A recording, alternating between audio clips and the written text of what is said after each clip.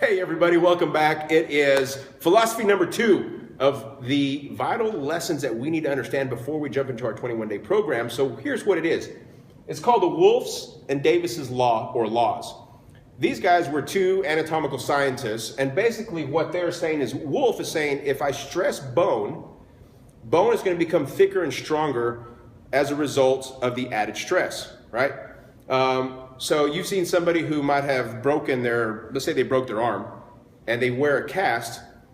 The bone in that cast becomes thinner because it's not being stressed and used. Instead, the cast is supporting most of it. However, once they take the cast off and they begin to use and stress the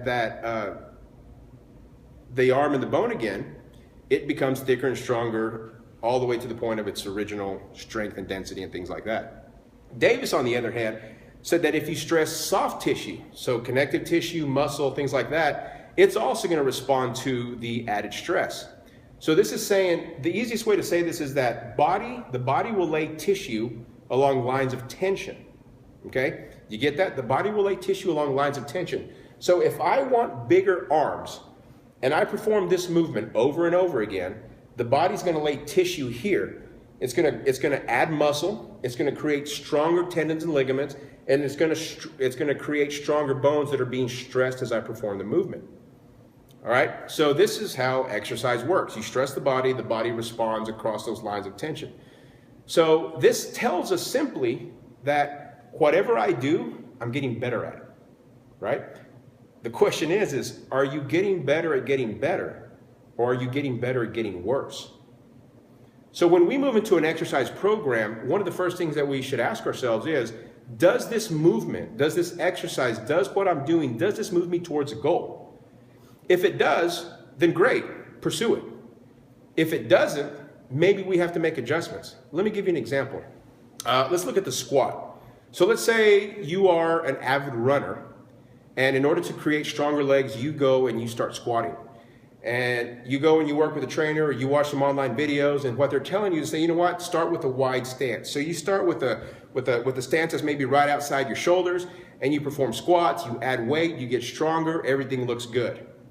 Now, if my legs are in this angle, and I'm getting better at performing squats and movement in this direction, what happens when I go pound the pavement and my legs are doing this over and over?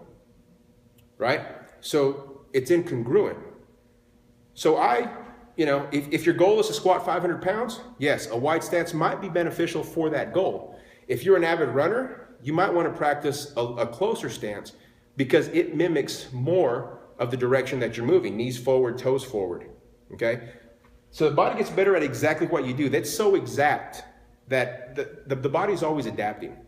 And it's so exact that it doesn't take long for the body to say, you know what, that's the movement I should be performing, or that's the movement that I want to get better at.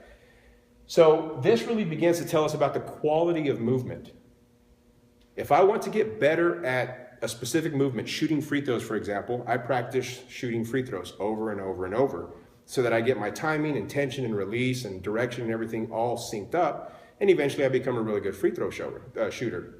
If I want to get better at golf, I'm not a golfer, but if I want to get better at golf, if I go out there and I start swinging the club, I will get better simply by performing those actions because my body begins to move in the directions that we do so. With a little bit coaching and some quality training, we progress faster, right? So when we're in the gym, we want to look at, does that movement serve my purpose, or does it move me away from my goal? You have to make that decision based on everything that you do, right? So when you see us perform a movement, maybe it's not the exact movement that you need for yourself. You might need some slight modification because of goal, because of injury, because of other factors that we can get into at a later point. But the thing that we understand here is that quality of movement is going to be important in the way we perform and how we progress and how we get better. All right, because our goal is to ultimately perform in a manner of effortlessness. And if my movement is aligned with my goal, then I get there faster. Make sense? Folks, that's the Wolf-Davis law.